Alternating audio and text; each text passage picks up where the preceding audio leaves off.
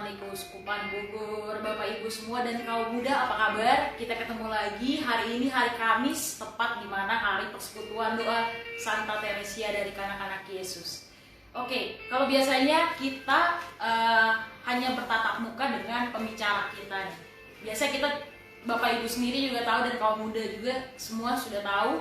Kalau biasa kita ada dua layar nih di handphone kita, pembicara dan hostnya dalam satu layar. Tapi kali ini kita bertemu langsung. Sebuah kehormatan juga bagi kita Persekutuan Doa Santa Teresia dari Kanak-Kanak Yesus boleh langsung berbicara dengan salah satu hierarki tertinggi di Keuskupan Bogor. Siapa lagi kalau bukan Monsinyur Paskalis. Shalom, Monsinyur. Selamat sore. Tempat Terima kasih. salam semua tempat yang saya kasih. Oke, nah hari ini kita akan berbicara tentang apa sih? Kalau minggu lalu kita sudah boleh diberi kesempatan untuk praise worship, memuji dan menyembah Tuhan dalam rangka menjelang hari Pentakosta. Hari ini kita akan membahas tentang Pentakosta yang kita laksanakan minggu lalu, dan kita juga akan membahas dan menyentil dikit nih, sedikit tentang new normal yang baru-baru ini heboh banget ya di kalangan kita ya Monsinyur ya. Betul, Nah, betul. gimana sih penerapan new normal di Gereja Katolik sendiri, terutama di Keuskupan Bogor? Kita akan bahas nanti. Pokoknya untuk Bapak Ibu semua dan kaum muda dimanapun berada, siapkan aja pertanyaan-pertanyaannya apa aja, karena hari ini spesial Monsinyur Paskalis akan berinteraksi langsung dengan Bapak Ibu semua dan kaum muda. Kita akan berbicara tentang new normal and new spirit. Oke, sebelumnya kita akan buka dengan doa pembukaan. Aku yang mulai doa, nanti doa penutup minta Monsinyur untuk doa. Amin. Kepada Oke, kita mulai. Kita buat tanda kemenangan kita dalam nama Bapa dan Putra dan Roh Kudus. Amin. Selamat sore Allah Bapa yang bertata di dalam surga. Puji syukur Engkau masih memberikan kami kesempatan untuk dapat berkumpul, untuk dapat membahas tentang Hari Raya Pentakosta yang kami laksanakan minggu kemarin. Ya Bapa, kami tahu, kami sangat-sangat rindu untuk berkumpul bersama dengan teman-teman kami, berkumpul dengan keluarga kami, untuk bertemu dengan Engkau setiap hari Minggu. Ya Bapa, kiranya apa yang disampaikan oleh Bapak kami, Monsinyur Paskalis, tentang new normal dan new spirit yang akan kami hadapi nanti, boleh membawa berkat bagi kami. Ya Bapa, kami juga ingin memohon, curahkanlah Roh Kudus-Mu agar hati kami siap untuk mendengarkan renungan-renungan dari Monsinyur Paskalis. Ya Bapak, kami juga berdoa untuk segala peralatan yang kami gunakan untuk live streaming pada sore hari ini. Kiranya perlengkapan-perlengkapan yang kami gunakan lancar sampai nanti selesai live streaming ini. Terima kasih ya Bapak, kemuliaan kepada Bapa dan Putra dan Roh Kudus. Seperti pada permulaan, sekarang, selalu, dan sepanjang segala abad. Amin. Dalam nama Bapa dan Putra dan Roh Kudus. Amin. Oke Monsinyur, apa kabar nih? Kabar baik. Kayaknya semenjak pandemi ini sering banget ngeliat Monsinyur live streaming terus. Iya.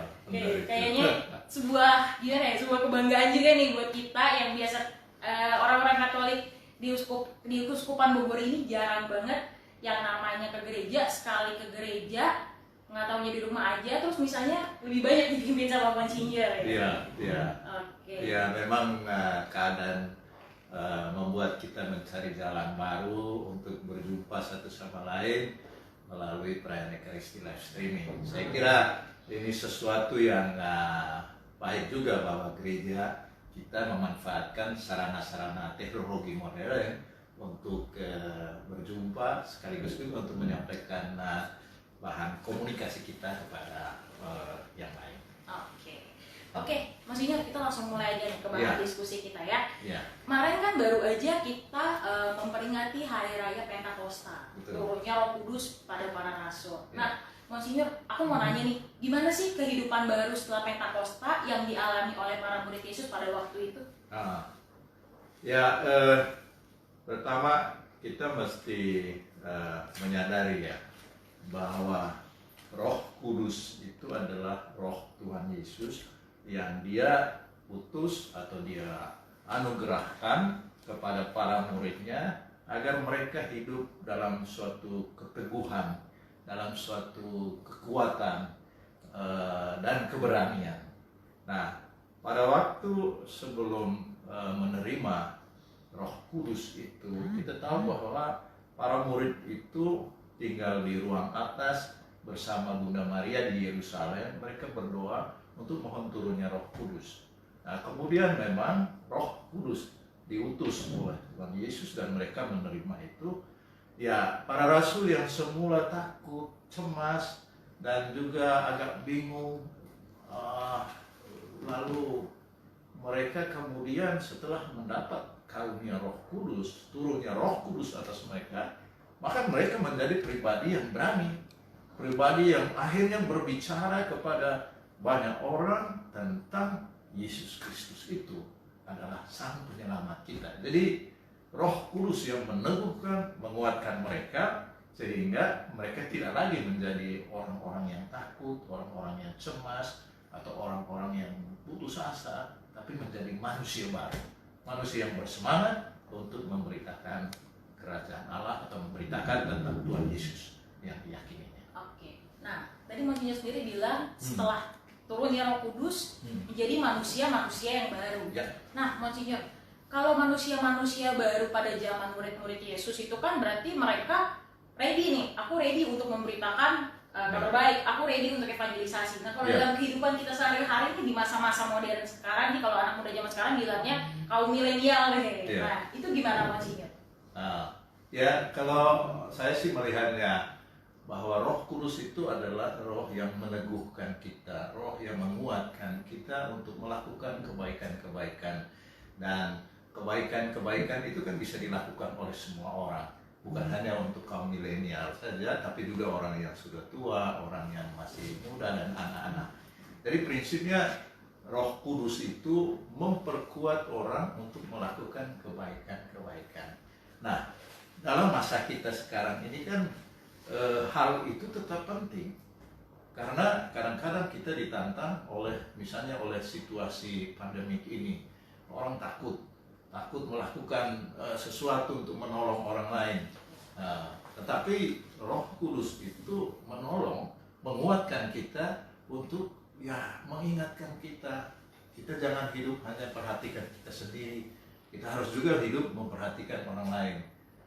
Maka dalam konteks pandemik ini kan kita lihat ada beberapa orang relawan-relawan yang kemudian semangat solidaritasnya ada, lalu mereka berkumpul bersama, kemudian mencari kemungkinan-kemungkinan untuk menolong orang-orang yang menderita. Nah, ini kan salah satu contoh bahwa Roh Kudus itu berkarya dalam diri orang-orang ini, sehingga mereka hidupnya tidak hanya perhatikan diri mereka sendiri, tapi mereka menjadi orang yang mau berbagi dengan orang lain, berbagi kebaikan dengan Tuhan. Saya dengar misalnya di OMK di Santo Fransiskus Assisi, ya mereka juga mengumpulkan semacam sembako begitu, kemudian itu dibagikan kepada orang-orang yang membutuhkan. Nah, bagi saya itu salah satu contoh bahwa Roh Kudus berkarya dalam diri setiap orang yang berkehendak baik itu untuk melakukan kebaikan bagi sesamanya.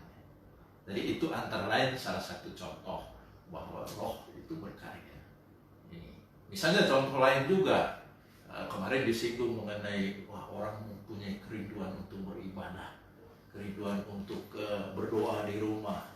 Para uskup mengajak kita berdoa rosario. Ya, justru Yesus mengatakan Roh Kudus itulah yang membuat orang mampu menyembah Tuhan, mengakui Yesus sebagai Tuhan. Nah, menurut saya praktek-praktek yang selama masa pandemik ini kita lakukan dengan orang setia, merayakan Ekaristi melalui live streaming, kemudian berdoa rosario, lalu di dalam keluarga ada perhatian antara suami, istri, dan anak. Nah, di sanalah bagi saya bahwa Roh Kudus itu sedang berkarya di tengah-tengah kita, mengobarkan semangat kasih itu. Bisa paham ya? Kalau aku boleh sharing sedikit ya, malah kayaknya semenjak pandemi ini nih, kita malah jadi semakin dekat sama keluarga ya, Monsinyur. Yang tadinya kita mungkin mama papanya misa jam 9, terus anaknya biasa misa sama OMK sama teman-temannya, sekarang malah semua satu keluarga ngumpul bersama, misa bersama. Ya, saya kira ini kenangan indah yang perlu dicatat dalam sejarah hidup kita masing-masing ya, bahwa ya ternyata kita sebagai satu keluarga itu kita bisa berdoa bersama, dan pandemi ini memang sedikit banyak memaksa kita. Tetapi jangan lupa itu hanya mungkin terjadi karena Roh Kudus sedang berkarya dalam diri kita. Roh Kudus itu adalah roh baik yang mendorong kita untuk membangun persekutuan bersama, apalagi dalam keluarga. Itu. Jadi bersyukurlah kita ya. Iya. Oke, Monsinyur nih. Tadi aku juga sekilas ada pertanyaan yang sedikit kesinggung nih. Gini loh Monsinyur. Misalkan kan kita sekarang udah masa-masa pandemi ini, betul, kita kebanyakan live streaming di rumah. Yang biasanya mungkin persekutuan doa setiap minggu itu kita mengadakan yang namanya pertemuan rutin setiap minggu. Betul. Jamnya sudah ditentukan. Sekarang kita paling cuma virtual nih menggunakan gadget. Nah, gimana kalau misalkan nanti ketika kita sudah diperbolehkan untuk berkumpul, kita menjadi tipe-tipe orang yang malah mengkotak-kotakan gitu loh Monsinyur. Nah, kalau menurut Monsinyur gimana nih caranya supaya nanti ketika kita sudah mulai aktif lagi menggereja, kita sudah mulai aktif lagi pelayanan, nggak ada tuh yang namanya mengkotak-kotakan, tapi semua berbaur menjadi satu, gimana nih Monsinyur? Iya, jadi memang kan peran Roh Kudus itu senantiasa mempersatukan. Jadi kalau kita benar-benar hidup kita, orang muda, anak-anak, orang tua, keluarga, masing-masing individu, kalau kita benar-benar menerima Roh Kudus, Roh itu berkarya dalam diri kita, maka Roh itu akan mempersatukan kita. Jadi bahaya bahwa kita terkotak-kotak. Memang ada kemungkinan tatkala kita tidak sungguh-sungguh mengikuti bisikan Roh Tuhan yang mempersatukan itu. Hanya memang kan kita harus perhatikan bahwa karena sekarang kita masuk dalam, orang mengatakan dalam situasi normal baru ya, new normal life, itu artinya kan kita menyadari bahwa hidup kita sekarang itu sedikit banyak tetap memperhatikan bahwa virus corona ini tetap ada di tengah-tengah kita. Maka kita perlu secara bijak bergaul dalam kebersamaan kita. Jadi virus ini tidak membuat kita hidup terkotak-kotak, walaupun tampaknya memang tidak tidak saling berpelukan, tidak saling ini, tetapi di sana bukan tidak ada semangat persekutuan itu. Jadi sebenarnya hemat saya memang itu hal yang perlu kita waspadai bersama, jangan sampai kita akhirnya hidup terkotak-kotak. Tetapi seperti tadi saya katakan, justru yang berkembang itu ialah semangat solidaritas, semangat mau berbagi kebaikan dengan orang lain. Itu kan sesuatu yang menurut saya patut kita akui, dan kita perlu kembangkan ini juga nanti kalau kita sudah mulai dengan masa hidup normal yang baru itu. Oke, Monsinyur tadi kan disinggung-singgung tentang pekerjaan Roh Kudus. Nah, aku tuh sering dengar ya dari teman-teman aku juga, kalau misalnya ketika kita mau pencurahan Roh Kudus, mereka tuh masih suka ada yang minder. Bahkan mereka berkata, aku tuh masih banyak dosa nih kayaknya nih. Kemarin ngaku dosa aku paling cuma napas doang gitu, Natal Paskah. Nah, kalau menurut Monsinyur, gimana sih cara kerja Roh Kudus di dalam kehidupan masyarakat Katolik saat ini, ketika mereka berkata, wah kayaknya aku nggak pantas nih dapat Roh Kudus. Bener nggak sih Monsinyur? Yang pertama, dalam penghayatan iman kita memang ada dua hal yang harus kita perhatikan. Pertama, ialah kesadaran diri kita. Kita menyadari bahwa saya memang manusia yang lemah, manusia yang punya banyak kesalahan, dan saya harus berjuang supaya saya tidak terus-menerus jatuh dalam dosa. Itu di satu sisi. Tapi sisi lain yang tidak boleh kita lupakan ialah bahwa Allah itu tetap menerima orang-orang yang memang mungkin dia memandang dirinya sebagai manusia yang berdosa. Tapi Allah menerima. Dan itulah warta gembira yang sebenarnya Injil itu, Yesus Kristus itu sampaikan kepada kita. Yesus tidak memandang orang apakah orang itu berdosa, tetapi dia memanggil seperti pengalaman Sakeus, pengalaman Maria Magdalena, pengalaman wanita berdosa yang dituduh oleh ahli-ahli Taurat itu. Tapi kan dia menerima. Yang penting bagi Yesus ialah bahwa orang kemudian melakukan pertobatan. Maka penting untuk kita ialah bahwa kita jangan menghayati hidup beriman kita, hidup beragama kita dengan konsep kita. Jadi konsep kita itu, ya karena saya merasa saya berdosa, maka saya tidak menerima Roh Kudus. Itu konsep yang keliru. Karena kita menentukan seolah-olah hidup saya ditentukan oleh pandangan saya. Padahal hidup beriman itu ialah bahwa ya Allah sendiri lebih besar dari saya. Dan karyanya begitu luar biasa, bahkan menerima saya juga walaupun saya adalah orang yang berdosa, seperti dalam pengalaman Injil itu. Maka yang penting bagi kita ialah bahwa kita harus menyerahkan diri kita. Baik kita menyadari saya orang berdosa, supaya jangan kita menjadi orang yang sombong lah, seolah-olah kita suci lalu menganggap yang lain itu orang berdosa. Tapi tidak benar juga kalau misalnya kita memandang diri sebagai orang berdosa lalu tidak berbuat yang baik karena itu tadi. Tidak, justru rahmat Allah itu berkarya di luar kemampuan kita. Itu. Jadi disitulah Roh Allah itu berkarya dalam kehidupan kita kendati kita berdosa. Malah tatkala kita berdosa, kita bukan lari dari dosa kita. Jangan seperti Yudas, no? Yudas kan dia merasa, aduh saya telah mengkhianati Tuhan, lalu dia ambil keputusan sendiri, kemudian gantung diri. Nah, itu sama dengan kalau kita mengatakan, saya berdosa dan saya tidak terima Roh Kudus. Itu pandangan keliru. Jadi pandangan yang terlalu memutlakkan pendapat saya. Padahal dalam hidup beriman kita percaya kepada Yesus Kristus yang hidup di dunia ini dan telah sudah dalam Injil ini kita membaca dan kita menghayati bahwa hidup Yesus itu adalah hidup yang membawa keselamatan bagi semua orang, entah dia orang suci, entah dia orang baik ataupun orang yang juga mengalami kedosaan, dia terima semua. Paham ya? Paham. Jadi ini penting sehingga kita jangan sebagai orang yang beriman tapi menentukan seluruh hidup relasi kita dengan Allah itu oleh pikiran kita, dan saya kira disitulah justru kesombongan rohani kita. Berarti untuk kita yang merasa diri kita tidak pantas, justru gereja malah membuka pintu selebar-lebarnya untuk kita. Makanya kenapa ada yang namanya sakramen pengampunan dosa. Iya. Dan memang itu yang dilakukan oleh Yesus kan. Baca Injil lah. Itu.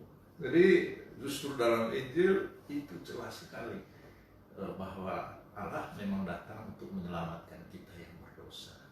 Itu. Dan disitulah kita menerima karunia Roh Kudus yang mau membantu kita supaya kita bangkit dari keberdosaan kita. Nah, memang tetap penting kesadaran diri itu, tapi jangan berhenti di situ. Allah tetap berkarya, dan karena kita tidak paham karya besar Tuhan. Dan disitulah kita mesti mengakui siapa sih saya. Otak saya hanya begini saja untuk memahami kebesaran Tuhan. Dan disitulah artinya saya percaya kepada Tuhan. Oke, ini Monsinyur. Tadi nih ada juga nih pertanyaan di otak aku nih, yang pengen aku nanyain kebetulan tentang karya besar Tuhan. Nah, kadang kan ada yang suka bilang nih, mungkin teman-teman di rumah juga, bapak ibu di rumah juga bilang katanya hidup itu adalah misteri dan kita nggak tahu gimana 5 menit kemudian. Gitu. Nah, Monsinyur, gimana sih caranya kita membedakan kalau misalkan di saat kita lagi ragu? Nah, gimana kita membedakan kalau misalnya pada saat kita berdoa, kita sedang ragu, terus yang kita dapat itu adalah jawaban Allah, atau misalkan jangan-jangan kayaknya cuma ada-ada aja nih, karena mungkin ya kalau aku sendiri nih Monsinyur, kadang suka pada saat aku lagi galau gitu, berdoa terus tiba-tiba kayak dapat set gitu, cuma kamu ngelakuin ini. Nah, itu gimana tuh buat kita yakin kalau itu benar itu? jawaban dari Allah, karya Allah yang sedang Allah nyatakan dalam hidup kita. Gimana teman sih? Ukurannya itu pada apa ya, bahwa bimbingan Tuhan, tuntunan Tuhan yang kita cari dalam doa-doa kita atau yang kita harapkan itu terjadi dalam hidup kita, itu selalu mengarahkan kita ke suatu tindakan yang baik. Jadi bukan mengarahkan kita kepada suatu tindakan yang jahat. Misalnya, Tuhan, saya benci orang itu, saya mau bunuh dia. Nah itu sudah, kalau Anda mengambil keputusan untuk mencelakakan dia, itu bukan dari Roh Kudus, itu pasti dari roh jahat. Jadi pembedaan itu terletak pada itu tadi. Misalnya saya mendapat pencerahan untuk melakukan kebaikan dan saya berjuang, berusaha untuk melakukan apa yang saya peroleh dari pencerahan yang saya terima dalam permenungan saya, dalam doa saya, begitu. Tapi kalau arahnya ke sesuatu yang negatif, pasti itu bukan berasal dari Allah. Itu. Jadi itu memang hidup kita ini misteri ya.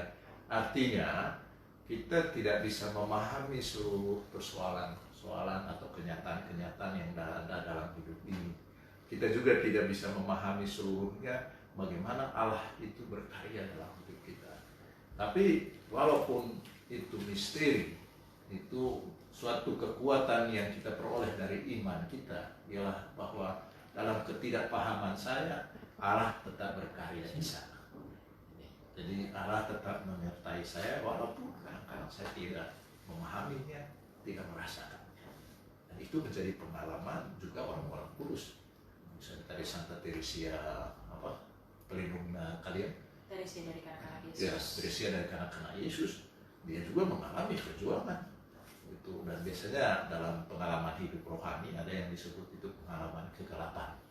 Artinya dia merasa tidak paham apa-apa, tapi sebenarnya dia hanya tahu bahwa di sanalah Allah tetap hadir di situ. Walaupun dia tidak merasakan ketenangan, tidak merasakan katakanlah pencerahan, tapi sebenarnya dalam pengalaman kegelapan itu rumusan hidup rohani biasanya, teologi rohani itu dikatakan pengalaman kegelapan. Tadinya kehadiran Allah itu sepertinya tidak terlihat gitu, atau tidak dirasakan gitu. Nah, maka kita jangan putus asa seolah-olah Allah tidak hadir dalam hidup saya tatkala saya tidak merasakan penghiburan, atau tatkala saya merasa down dalam hidup ini. Tidak, itu Allah berkarya secara yang kadang-kadang kita tidak paham. Nah, itulah bagian dari misteri iman, misteri hidup kita. Begitu. Monsinyur, kita kan ketika dalam permasalahan hidup seperti yang dikatakan Monsinyur sendiri, pasti kan harus ada relasi dengan Tuhan yang harus kita bangun dalam kehidupan kita supaya karunia-karunia Roh Kudus itu bisa kita rasakan dan kita juga bisa bekerja bersama dengan Roh Kudus. Nah, gimana sih menurut Monsinyur cara membangun relasi dengan Allah? Ya,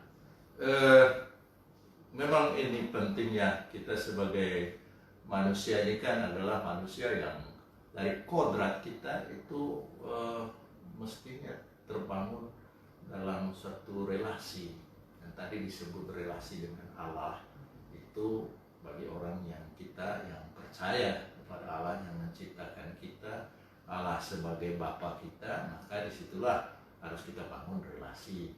Demikian juga dengan sesama kita harus membangun relasi pula. Kemudian ya dengan alam semesta, harus punya relasi yang baik dengan alam ini.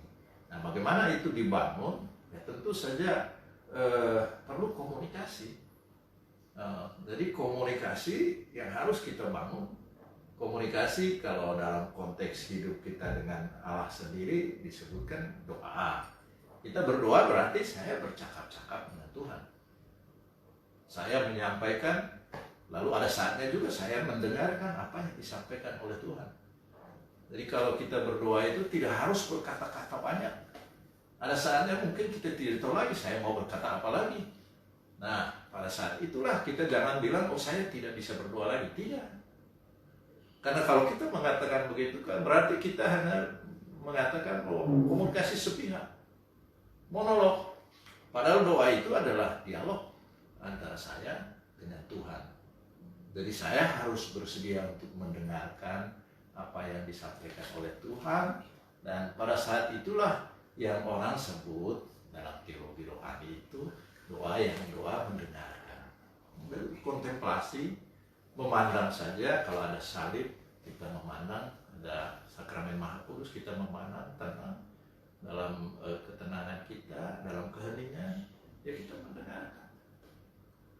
Jadi menurut saya, bagaimana kita membangun relasi? Ya komunikasi dengan Tuhan melalui doa-doa kita. Kalau dengan sesama kita ya komunikasi kan, kita bicara dengan teman kita, bergaul bersama, berada bersama. Demikian juga dengan alam semesta, ya kita bisa berbicara dengan bunga, dengan pohon, dengan apa semua. Itu juga komunikasi kita. Lalu di dalam komunikasi itu bisa juga menyangkut tindakan-tindakan kita.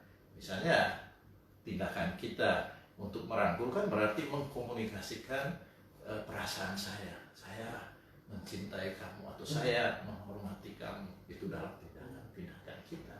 Nah, disitulah terbangun relasi kita. Maka dalam konteks hidup gereja kita kan ya ada acara persekutuan doa, itu ada ibadat, itu kan usaha untuk membangun relasi dengan Allah. Tapi relasi dengan Allah itu juga bisa kita wujudkan dalam karya-karya baik kita dengan orang-orang lain yang membutuhkan.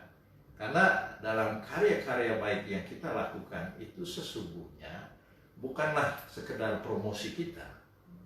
Bukan juga mau menunjukkan, oh saya punya ini, saya tidak. Pertama-tama kan kita mau mengkomunikasikan kebaikan kepada orang lain, perhatian kepada orang lain. Dan itu salah satu tindakan kita untuk membangun komunikasi kita, relasi kita dengan Allah melalui relasi yang baik dengan sesama dan juga alam semesta. Karena Tuhan sendiri bersabda, ya kalau kamu mencintai saya dan tidak mencintai sesama, ya kamu menipulah, itu namanya. Iya kan? Ingat tuh, Santo Yohanes penginjil mengatakan demikian. Ya kalau kamu mencintai Allah, ya buktikan dengan mencintai sesama. Tapi kalau kamu mengatakan bahwa saya mencintai engkau Tuhan, tapi membenci sesama saya, itu berarti kamu menipu diri kamu sendiri. Demikian juga terhadap alam, misalnya kalau kita hanya merusak alam, tidak peduli dengan alam, itu juga bagian dari kita tidak peduli kepada apa yang dikehendaki oleh Allah kepada kita. Itu menurut saya doa itu nggak harus kita melulu diminta Tuhan, aku minta umurnya panjang, aku minta kekayaan, aku minta jodoh nih ya. Buat orang muda di luar sana banyak kan suka kayak gitu nih maksudnya. Aku minta jodoh yang baik, aku minta jodoh yang ini, tapi nggak membiarkan Tuhan untuk berbicara kepada kita. Jadi kita ubah doa kita sekarang. Jangan kita melulu yang ngomong kan, biasa juga suka kesel kalau ngedenger mama ngomong nih, Tuhan mungkin juga sama kali ya. Kesel kalau bisa kita ngedenger mama kita ngomel terus, mau cewek kan pusing. Kita biarkan Tuhan untuk berbicara juga dalam diri kita. Siapa tahu ntar Tuhan pengen sampaikan sesuatu kepada Bapak Ibu atau orang muda di rumah sana. Makanya kan penting itu juga doa dalam keheningan. Mencari waktu orang dalam keheningan, duduk di hadapan sakramen Maha Kudus dalam keheningan, di hadapan Bunda Maria ataupun yang lain-lainnya. Jadi unsur keheningan itu amat penting, karena tersedia kemungkinan untuk membiarkan Allah berbicara kepada kita tidak diganggu oleh hal-hal lain gitu. Apalagi sekarang udah lebih gampang ya Monsinyur, karena Gua Maria ada di mana-mana. Di Puspas juga ada ruang adorasi, jadi kita bisa khusyuk lagi, lebih fokus lagi untuk berbicara tatap muka dengan sakramen Maha Kudus. Ya, sebentar lagi di katedral ada, di Gedung Maria yang baru ada satu tempat khusus untuk kapel adorasi ini. Jadi mungkin setelah masa pandemi ini atau apalah, setelah peresmian Gedung Maria, saya berharap paroki katedral ya menyediakan tempat yang memang perlu untuk menjamin kemungkinan kita itu mendengarkan Tuhan yang berbicara kepada kita, supaya kita tidak hanya omong terus gitu. Oke, Monsinyur nih, Ya. tadi ngomong-ngomong setelah pandemi beres, boleh nih datang ke ruang adorasi. Ya, Nah, kita sekarang berada lagi berbicara tentang new normal sesuai dengan tema kita new normal, new spirit. Tadi kan ya, kita udah dapat nih spirit yang baru nih dari Ya. Monsinyur. Nah, sekarang aku mau dengar langsung dari Monsinyur. Sebentar lagi kan kita bakalan dihadapkan pada situasi new normal. ya. Nah, gimana nih gereja menanggapi new normal ini? Nah, ya, gereja menanggapinya dengan satu kesadaran. Yang pertama itu kan kita berusaha, gereja kita berusaha agar anggotanya itu ya memperoleh, katakanlah, dan mengalami keselamatan. Dan keselamatan itu bukan hanya keselamatan abadi di surga nantinya, tapi juga keselamatan di dunia ini. Jadi konsep keselamatan yang dibawa oleh Yesus juga menyangkut keselamatan jasmania kita, kesehatan kita, kebaikan kita, kesejahteraan bersama. Maka kalau orang sekarang mengatakan kita akan memasuki new normal life atau apa namanya ya, hidup normal baru itu, memang gereja bersedia untuk itu. Tetapi kita berusaha untuk menjaga agar keselamatan warga gereja itu tetap diperhatikan. Dan saya mengharapkan bahwa kita semua bergerak dalam hal ini, dalam ketertiban bahwa saya harus menjamin kesehatan sesama saya, keselamatan sesama saya, anggota gereja yang datang ke gereja misalnya untuk perayaan-perayaan gitu. Memang pemerintah mengeluarkan macam-macam peraturan, dan saya kira itu sudah tersebar kemana-mana. Itu mengenai yang mereka sebut protokol kesehatan, yang mengenai social distancing, kemudian pakai masker, kemudian bawa hand sanitizer, kemudian gereja itu tempat berkumpul itu harus disemprot dengan disinfektan. Ya, disinfektan. Kemudian harus jaga jarak. Ya, itu kan aturan-aturan detail yang prinsipnya ialah bahwa pemerintah juga mau supaya warganya selamat, supaya warganya sehat. Itu. Jadi kita harus mengerti dari sudut itu, bukan membatasi. Iya, jadi pemerintah melihat bahwa warganya harus sehat. Jangan kena sakit karena keteledoran kita, atau karena kesembronoan kita, atau karena egoisme kita.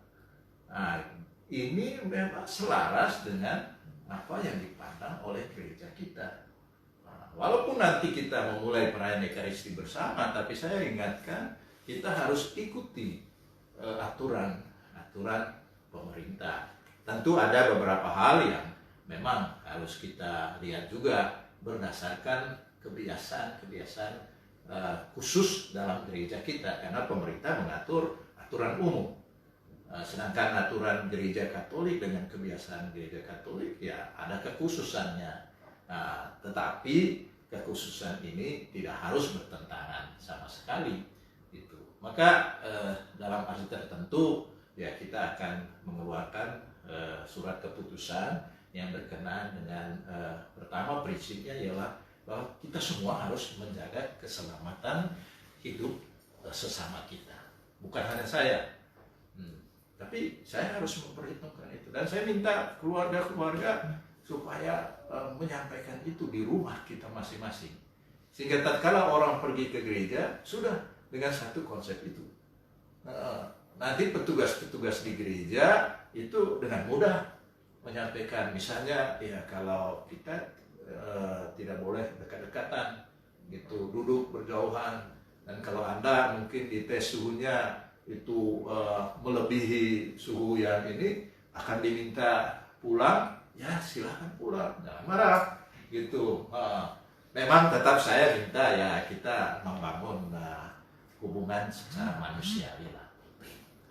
Jadi dalam hal ini prinsipnya gereja tetap memperhatikan, apalagi sekarang kerinduan umat kita untuk menerima perayaan Ekaristi dengan menerima tubuh dan darah Kristus. Itu saya amat amat memahami itu. Tetapi di sisi lain kita juga jangan takabur, jangan buru-buru.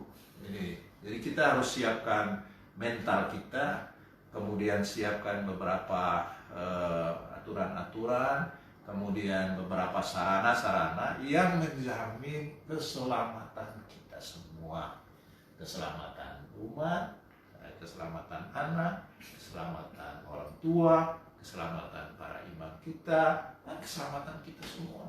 Itulah yang dikehendaki oleh Tuhan Yesus. Mengerti ya? Jadi sekali lagi jangan egois, mentang-mentang gereja udah dibuka, mall udah dibuka, kafe-kafe udah dibuka, diserbu langsung ya. Ingat, jangan egois, jangan takabur. Nah, buat Bapak Ibu kaum muda semua yang ada di rumah, kemarin miminnya PDKY ini udah open Q&A dari kemarin. Nah, kayaknya udah banyak banget nih pertanyaan yang masuk, dan kita juga akan ngebacain pertanyaannya dan langsung dijawab juga oleh monsinyur kita. Nah, aku juga mau ngingetin, untuk yang ada di rumah boleh langsung tanya aja dengan cara ketik di kolom komentar. Nanti pertanyaan-pertanyaan yang masuk akan langsung Cempaka tanyakan ke monsinyur dan akan langsung dijawab juga oleh monsinyur. Oke, monsinyur, ini juga kemarin ada beberapa pertanyaan yang masuk nih dari akun Instagram kita, dari umat-umat. Beberapa umat kan sudah mendapatkan surat edaran. Surat edaran yang mengenai larangan untuk lansia yang katanya tidak boleh untuk ke gereja, terus anak-anak di bawah 15 tahun juga tidak boleh beraktivitas dulu di gereja. Nah, terus itu benar nggak sih monsinyur? Atau itu cuma sekedar kabar-kabar burung yang ditambah-tambahin aja, atau gimana tuh monsinyur? Ya, mengenai yang lansia ya, mengenai lansia dan juga anak-anak tadi di bawah usia 15 tahun, saya kira aturan yang disampaikan oleh pemerintah itu atau himbauan lah, itu memang sesuatu yang positif ya, dalam pengertian karena mengapa yang lanjut usia itu dikatakan ya dihimbau supaya tidak sebenarnya kan karena secara medis itu orang-orang ini rentan terhadap penularan penyakit ini, virus ini, demikian juga yang kecil. Maka pemerintah menyampaikan itu. Cuma bagi gereja kita kan tentu tidak bisa diterapkan begitu saja. Kemarin kami bicara di antara para dekan-dekan kita dari seluruh wilayah Keuskupan Bogor ini, kita mempertimbangkan kerinduan umat yang begitu besar.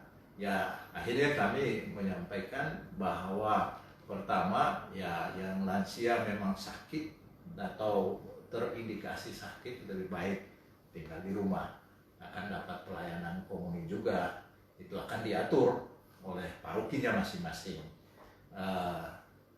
Sedangkan kalau memang dia sehat dan dites kesehatannya sebelum ke gereja, ya boleh dalam arti tertentu seperti itu, asal benar-benar sehat dan menyadari bahwa oh ya saya memang usia begini ya agak rentan. Kemarin kami juga lucu-lucu ya, misalnya kalau disebut tua usia 60-an tahun, nanti Romo Paroki Santo Fransiskus Assisi juga tidak boleh memimpin karena dia sudah usia. Iya, dia kan dekan tengah kan. Jadi aturan umum itu ya memang perlu ada aturan umum gitu, tapi pelaksanaannya kita secara bijaksana juga untuk melihatnya. Dan bagi saya ya bijaksana kalau kita juga melihat dari segi kesehatannya itu. Lalu saya berharap sih kalau orang mengambil keputusan sendiri juga, jadi bahwa oh ya saya kurang sehat, saya tidak ke gereja, nanti akan dilayani dengan baik. Dan kita tetap selama masa normal life ini ke depannya tetap ada satu kesempatan misa kudus dirayakan secara live streaming. Jadi ada jam misa yang tetap misa bersama yang sehat dan apa semua, tapi itu di live streamingkan juga untuk orang-orang yang mungkin tidak bisa ke gereja karena sakit dan apa semua. Sedangkan untuk usia anak-anak di bawah 15 tahun, kemarin kami bicarakan, mungkin nanti kita lihat dulu sampai kurang lebih tanggal 20-21 Juni ke atas. Sehingga mungkin pada awal Juli baru kita lihat berdasarkan evaluasi dari pemerintah dan juga dari kita sekalian, baru terutama dari kitanya, karena bagaimanapun juga anak-anak mesti mendapat pelayanan juga dalam hal ini. Nah, kemarin kami bicarakan untuk anak-anak yang mungkin sesudah tanggal 20, 21, taruhlah awal Juli, baru kita lihat kemungkinan untuk pelayanan mereka. Oke. Ini juga ada pertanyaan yang menarik juga nih, Monsinyur. Dan ini juga banyak banget ya pertanyaan yang kayak gini aku nemuin. Kapan sih kita mulai boleh ke gereja lagi untuk misa? Ini antara dia kangen misa atau kangen mie ayam depan gereja? Kalau aku kangen dua-duanya sih, kangen mie ayam, kangen ke gereja juga. Baik, untuk beri penghasilan bagi yang jual mie ayam itu. Ya, kemarin kami mengantisipasi macam-macam surat edaran yang disampaikan baik dari Menteri Agama, baik dari Wali Kota Bogor, baik juga dari pemerintah pusat, dan macam-macam surat edaran yang sudah beredar kemana-mana. Tapi prinsip kita ialah bahwa memperhatikan semua protokol kesehatan itu, tetapi kita juga seperti tadi saya katakan, dan kami kemarin beberapa staf kuliah dengan pastor-pastor dekan, dan kita ada dekanat utara, dekanat selatan, dekanat tengah, dan dekanat barat. Para romo yang menjadi dekannya itu hadir bersama kemarin, dan kita mengambil keputusan bahwa kita mulai merayakan Ekaristi di gereja itu pada tanggal 20 hari Sabtu ke atasnya, tapi dengan protokol kesehatan tadi. Dan tadi kan saya beritahu, tolong semua umat keluarga itu mengikuti aturan yang akan kami sampaikan, terutama kesadaran kita akan perlunya menjaga kesehatan bersama. Itu lalu gereja-gereja juga harus siapkan macam-macam hal, seperti harus siapkan tempat cuci tangan, dan saya minta supaya ini cukup permanen, dibuat sebaik mungkin dan sebanyak mungkin, karena kan kedepannya ini kita harus tetap hidup dalam soal kebersihan. Kemudian juga pembersihan gereja itu dilakukan, lalu tetap dijaga supaya jangan orang berkumpul-kumpul gitu ya. Jadi, kemudian perayaan Ekaristi juga kita akan usahakan supaya jangan terlalu lama, itu disingkat, maka nyanyian-nyanyian itu juga dibatasi, mungkin hanya pembukaan, persembahan, dan penutup, atau ya gitu, supaya kan pemerintah juga minta paling lama 60 menit, kalau bisa di bawah itu juga bagus. Kita kan biasanya lama juga, baik khotbah juga tidak boleh terlalu lama ini, jadi kami ingatkan semua itu. Jadi kita mau mulai tanggal 20 itu hari Sabtu, lalu tanggal 21 dan seterusnya. Nanti kita evaluasi lagi. Oh, jadi itu akan terus berevaluasi terus ya? Iya, artinya kan ya, kita perhatikan peraturan pemerintah.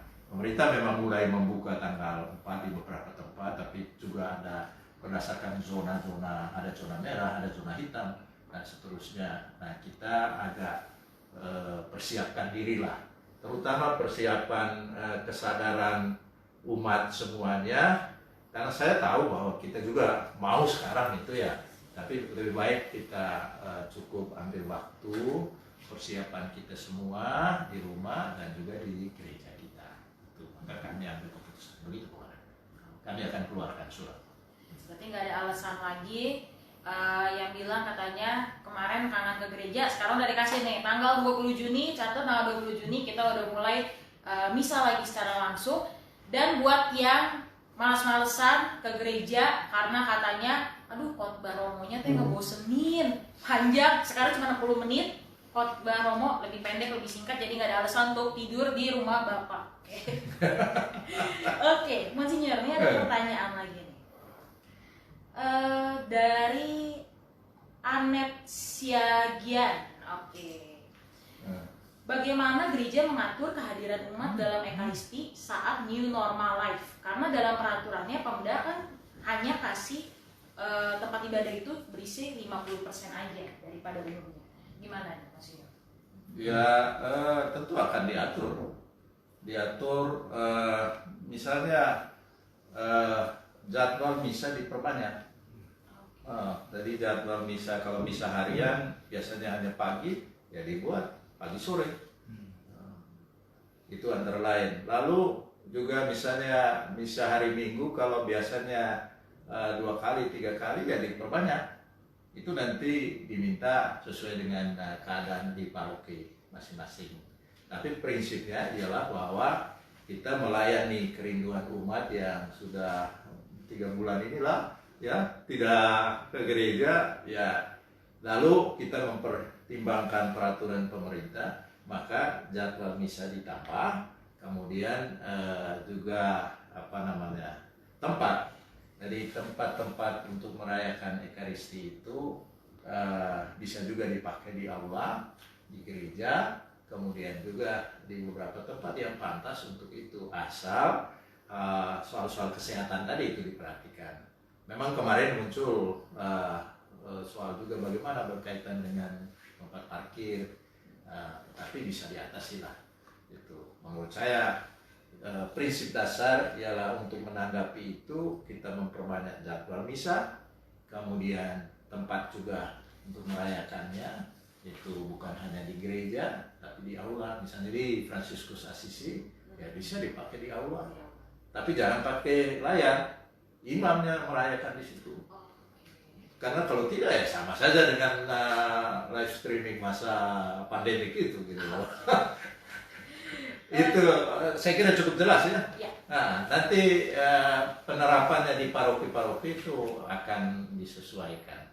Misalnya pengaturannya, mungkin misa jam begini wilayah ini, atau misa jam begini wilayah ini, dan apa semua. Tapi itu tergantung keputusan pastor dengan dewannya. Kami dari keuskupan menyampaikan prinsip umum pelayanan harus diberikan kepada umat dengan menambah misalnya jadwal misalnya, menambah tempat-tempat yang memungkinkan untuk itu dengan memperhatikan peraturan protokol kesehatan. Oke Mas Jordi, ada lagi pertanyaan dari Handi.wijaya1675. Bolehkah kita sebagai umat yang tidak bertugas dalam acara misa nanti menegur langsung pada umat yang terlihat tidak sehat dengan ciri-ciri tertentu? Ya saya kira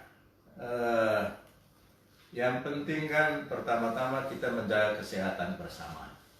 Kalaupun mau menegur, menegurlah dengan baik, ya, jangan menegur dengan kasar kepada orang lain, karena ya itu jangan sampai menimbulkan percecokan antara kita. Yang penting prinsip saya itu tadi, mulai diingatkan dari rumah kita masing-masing. Tapi mungkin ada juga dari tempat lain yang tidak ini, mungkin pas lagi dalam perjalanan dia kemana, datang ke gereja kita, ya boleh.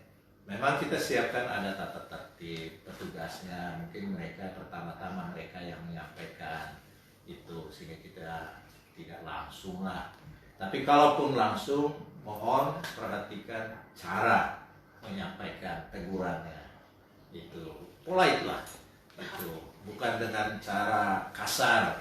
Itu hemat saya kadang-kadang cara kita tidak manusiawi, sehingga orang juga akhirnya marah. Untuk apa kita menciptakan kemarahan? Walaupun ada kesalahan, tapi cara menyampaikan teguran kita itu yang menurut saya pertama memang saya minta semua harus mengikuti protokol kesehatan dan aturan kita yang akan disampaikan, jaga kesehatan bersama.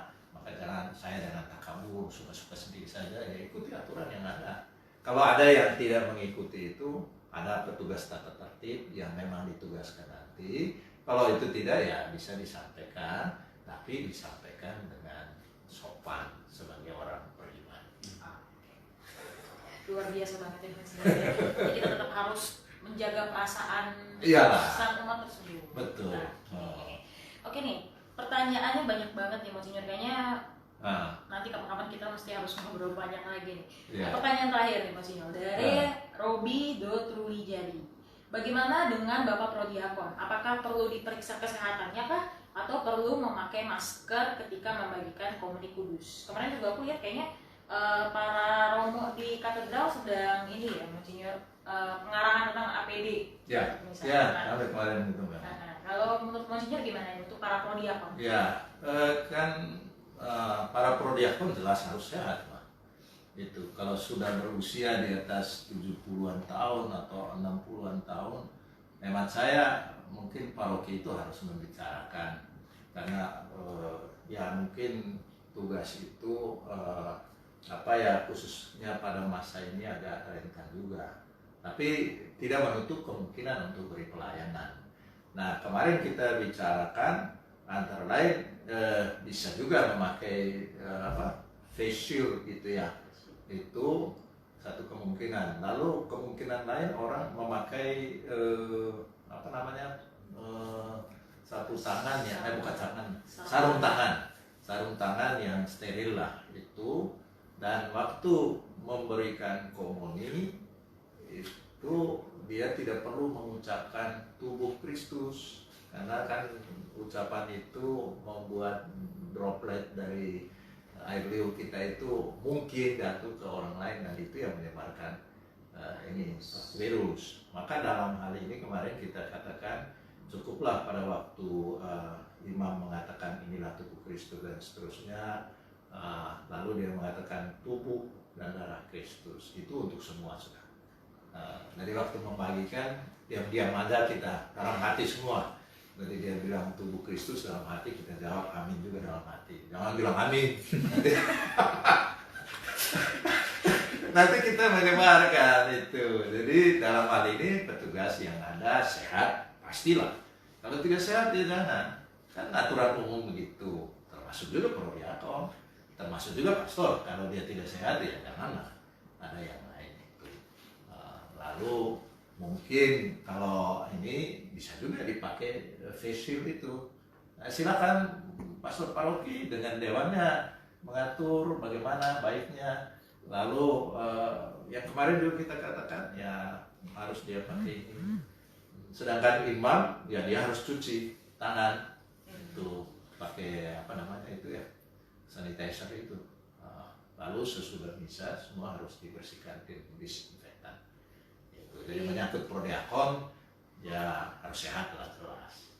Kemudian pakai sarung tangan yang steril, lalu tidak perlu mengucapkan tubuh Kristus. Kita umat juga tidak perlu menjawab amin gitu. Jadi iya, begitu kemana. Prodiakon, romo harus sering cuci tangan. Tapi jangan sering cuci tangan kayak Pilatus ya. Cuci tangan, aku cuci tangan. Tapi kayak Pilatus. Oke, Monsinyur, banyak banget pertanyaan yang udah masuk pada hari ini, dan kayaknya waktunya udah 1 jam nih, udah habis juga. Nanti kapan-kapan pertanyaan-pertanyaan yang masih ada, DM aja ke kita, nanti kita akan tanyakan lagi ke Monsinyur, mungkin kita akan bikin part 2-nya ya. Oke, Monsinyur, terima kasih banyak. Terima kasih, udah berbicara tentang new normal, new spirit dengan kita semua. Sekarang minta untuk Monsinyur doa penutup sekaligus berkat. Ya, terima kasih untuk umat sekalian yang malam ini menyempatkan diri untuk mendengarkan apa yang kami sampaikan bersama Cempaka. Terima kasih juga dari Persekutuan Doa Santa Teresa Kanak-Kanak Yesus dari Sukasari ya. Ya, saya harap bahwa Persekutuan Doa ini bertumbuh, berkembang terus-menerus, dan kita sekalian juga dengan cara kita masing-masing kita mengembangkan iman, kepercayaan kita, komunikasi kita dengan Tuhan melalui doa, dan gereja menawarkan macam-macam hal. Khususnya kita selama bulan Juni ini saya mengajak kita untuk berdoa rosario, menghidupkan kembali semangat Sinode 2 keuskupan kita, supaya kita berada dalam kesatuan sebagai anggota gereja keuskupan Bogor. Mari kita berdoa bersama, kita mohon berkat Tuhan agar apa yang menjadi cita-cita kita bersama, terutama agar Roh Kudus berkarya sungguh-sungguh dalam hidup kita, dan kita merasakan, kita mengakui bahwa Roh Tuhan sedang berkarya dalam hidup kita. Dalam nama Bapa dan Putra dan Roh Kudus. Amin. Allah Bapa di surga, kami bersyukur, berterima kasih karena Engkau menganugerahkan Roh Kudus-Mu kepada kami semua yang hadir dalam perjumpaan ini, maupun juga untuk seluruh umat-Mu yang percaya kepadamu, yang kini juga menghadapi situasi baru dalam kehidupannya. Banyak hal yang kami alami bersama selama masa pandemik ini yang memang kami rasakan mengancam kehidupan kami, kesehatan kami semua. Dan kami berusaha juga selama ini untuk berjuang, berusaha untuk tetap bertahan dalam iman kami, tetap bertahan melakukan kebaikan-kebaikan-Mu. Dan itu kami rasakan bahwa apa yang kami lakukan sebenarnya karena Roh Kudus-Mu sedang berkarya di tengah-tengah kami. Teguhkanlah kami ya Bapa, agar kami tetap menyadari Engkau tidak pernah meninggalkan kami.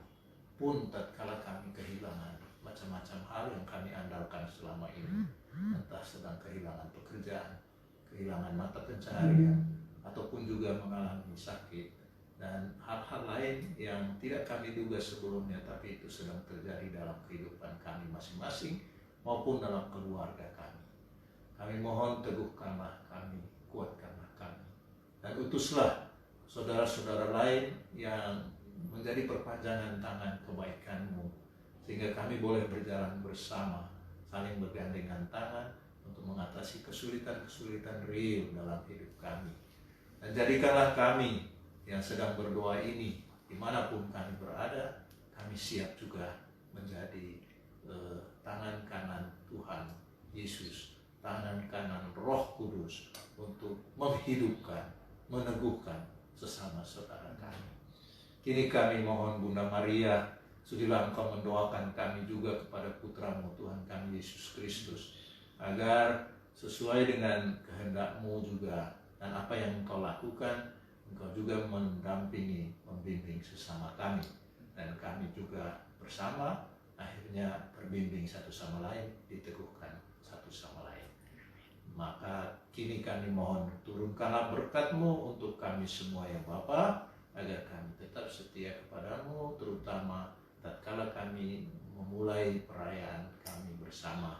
Buatlah kami menjadi manusia yang taat kepadamu, yang mengajak kami semua untuk menjaga keselamatan hidup, bukan hanya saya sendiri, tapi juga kehidupan keselamatan sesama saya. Dan buatlah kami menjadi manusia yang sungguh memperhatikan kebaikan sesama kami. Tuhan sertamu dan sertamu juga. Semoga hidup dan karya orang-orang yang kita jumpai dalam perjalanan hidup ini, dan apa yang kita cita-citakan, yang hendak kita lakukan, dibimbing, diberkati oleh Allah yang Maha Kuasa, Bapa dan Putra dan Roh Kudus. Amin. Oke. Terima kasih banyak. Terima kasih, Cempaka. Terima kasih banyak, Monsinyur. Oke deh. Terima kasih untuk semuanya.